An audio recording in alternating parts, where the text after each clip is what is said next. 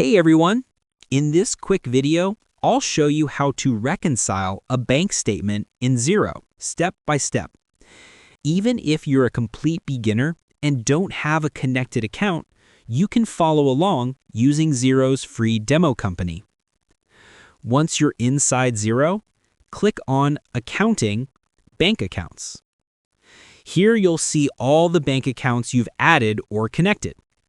In the demo company, you'll already have a sample bank account with some transactions ready.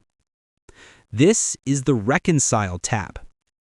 On the left side, you'll see transactions imported from your bank statement. On the right side, you'll see transactions from your Xero records, invoices, bills, or manual entries. Your goal is to match these two sides so that your bank statement and Xero records agree. If Xero automatically finds a match, you'll see a green Match button. Just click OK to reconcile it.